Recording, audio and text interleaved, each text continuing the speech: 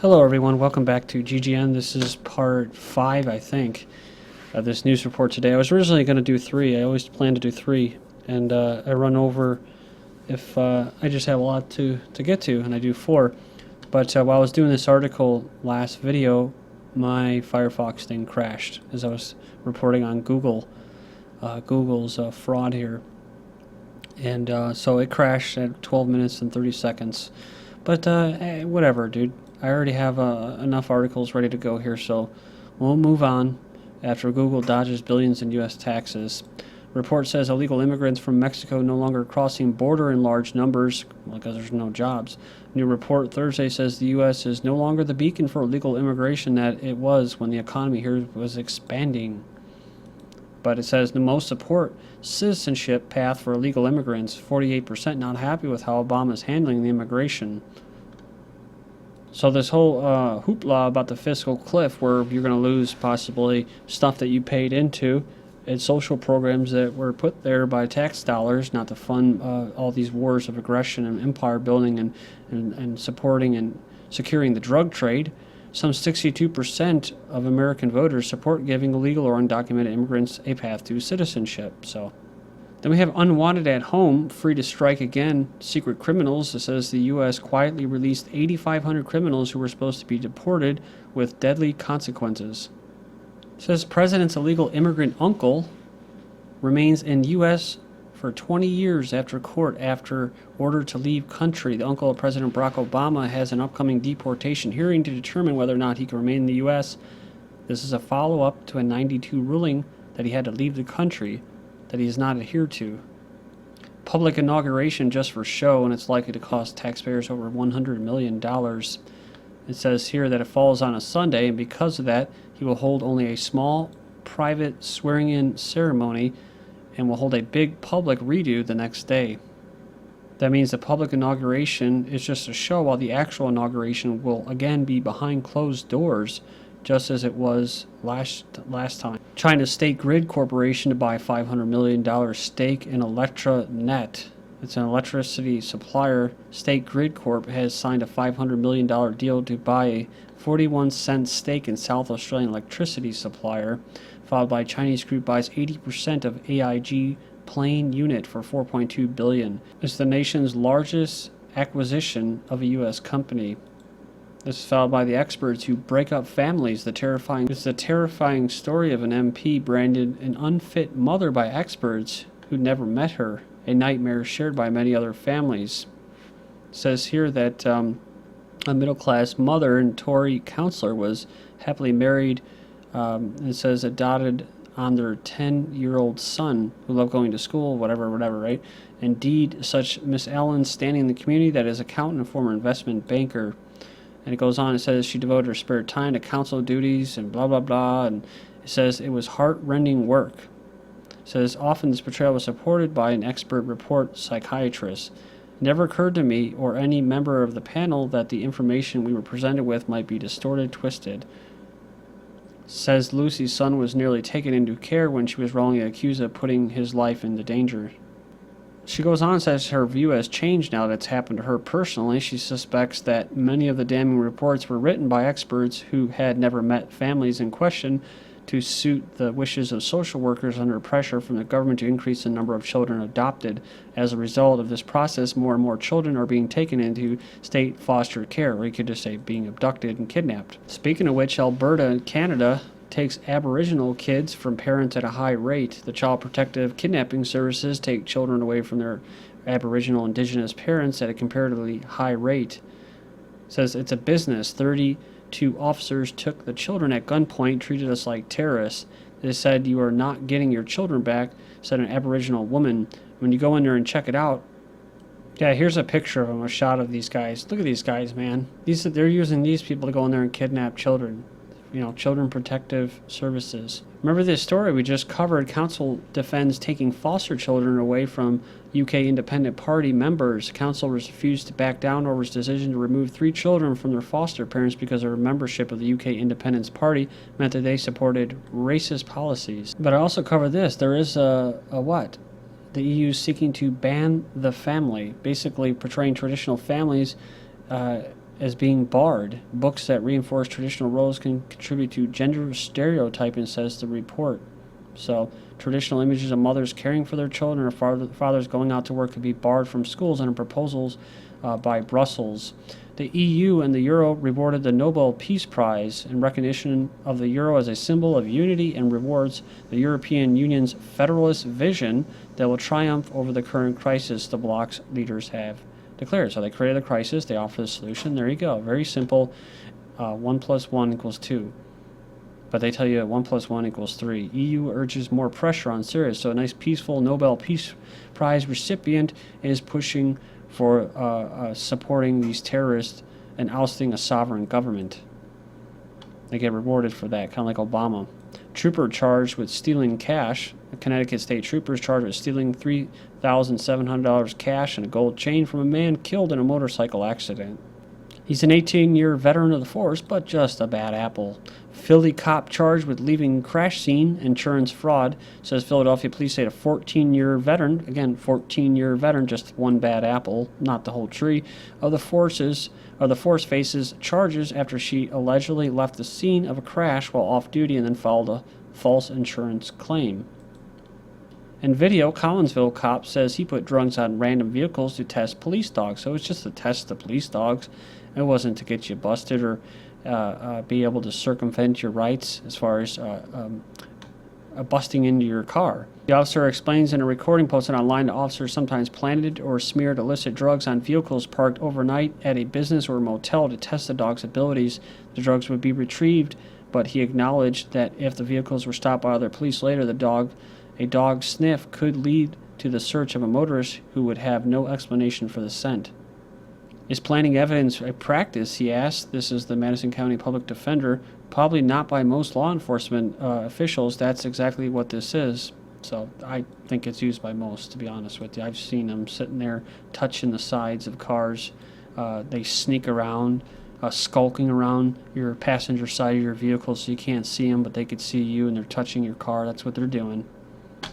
Homeland Security and FBI released documents once again labeling photographers as potential terrorists. From the roll call release dated November 13th, suspicious activity reporting photography gives a vague reference to a single example where a terrorist may have used cameras to plant the attacks, even though the Supreme Court just ruled that it's okay to take photography of revenue collectors. Female cop accused of ripping film out of witness camera after the Kelly Thomas, I think he was a homeless man, beating death. So far, 3 cops have been charged in the beating death of Kelly Thomas. Yeah, a homeless, mentally ill man whose death sparked an outrage in the Sleepy County of Fullerton last year. Nationwide outrage once the surveillance video of his murder was released earlier this year. Meanwhile, the other 3 cops who were involved in the beating are all doing everything that they can to keep from being charged. But there's one cop that is yet to be exposed, and her hands are just as dirty as the rest of them. It says we don't know her name, but we know that she confronted a photographer who had been taking pictures of the grisly scene after the beating and ripped the film out of the camera.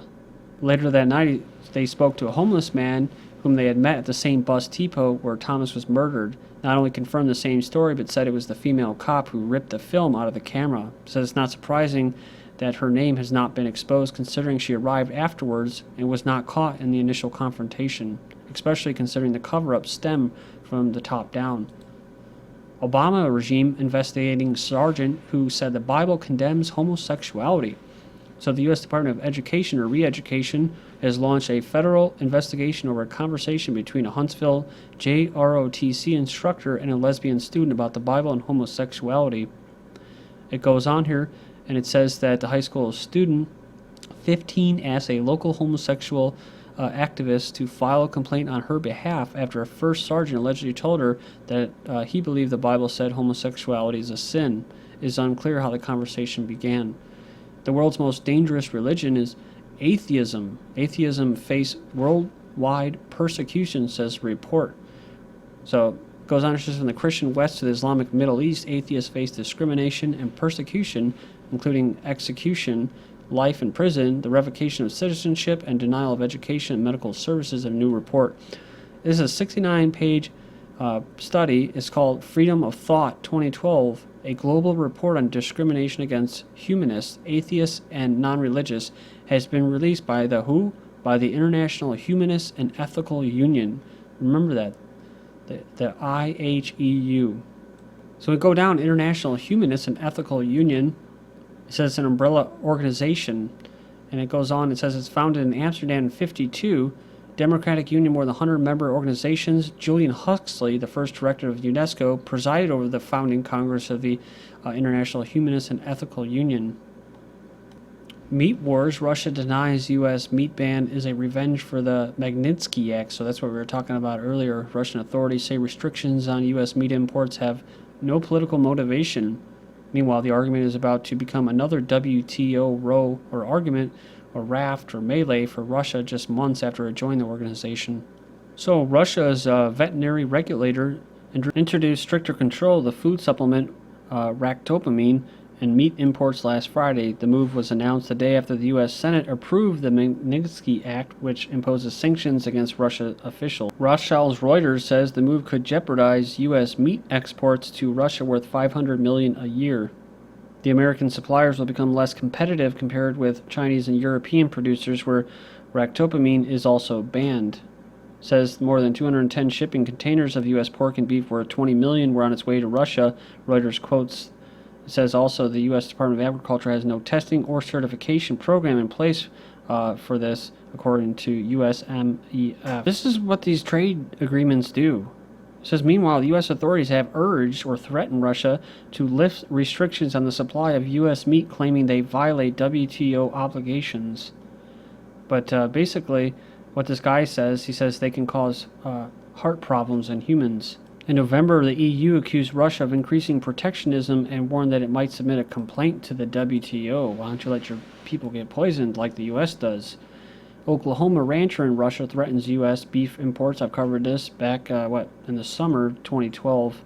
They're talking about Russia basically starting to import more beef. It goes on here, says this American rancher from Oklahoma is at the forefront of Putin's plan to cut Russia's $3 billion annual bill as the world's biggest beef importer. He's passing on cattle rearing skills to locals in Russia in a drive towards self-sufficiency that's already involved shipping in about 60,000 Aberdeen Angus cattle from the U.S. and Australia. It goes on and it says that with incomes rising and beef sales set to increase, Russia has been cutting import quotas to revive cattle breeding tradition decimated under the ruler of dictator Joseph Stalin. Putin wants a country to meet 85% of its meat and poultry needs by 2020.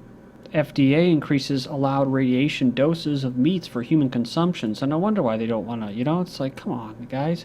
Rather than actually take the time to address the root causes of meat and poultry contamination, which more often than not are a direct result of unsanitary factory farming practices, the USDA or FDA has instead decided to simply up the doses of radiation that industrial food producers are allowed to blast on their filthy, contaminated meat products. A new rule recently published by the Federal Register, FDA specifies that unrefrigerated, uncooked meat can now be irradiated right alongside refrigerated, frozen, and cooked meat. From 12/5/2012, would you like extra ractopamine, with your pork, sir? So if you haven't heard of the drug before, you're probably not alone. But if you've eaten intensely reared pork, beef, or turkey, then you will almost certainly have consumed meat from an animal that has been fed the drug. It says in recent tests and some basically pork samples from 6 U.S. cities, Consumer Reports found low levels of this ractopamine in almost 1/5 of the 240 pork products analyzed. It says including other nasties, several strains of antibiotic-resistant bacteria. The EU, China, Taiwan, and more than 100 countries have long banned its use because of concerns of the effects of ractopamine residues in meat on human health. But it goes on as the proponents of industrial farming are very quick to point out that it's perfectly safe and there's no risk to humans consuming meat from the treated animals. Indeed, they argue the ongoing ban on the ractopamine-tainted meat imports by China and the EU is simply an act of trade protectionism to protect their farmers from more efficient production practices, more efficient. That's why I was, like I was saying, questioning capitalism. Then we have drug overuse in cattle imperils human health. These 2 kids died recently in Kansas City from antibiotic-resistant infections. They tried all kinds of drugs. They blamed the overuse of antibiotics in livestock, according to the doctors. Tenderizing meat is a potential hazard used at most chain restaurants and stuff like, which lead to a higher risk of E. coli poisoning. This is GGN, and I'm Darko. Thank you.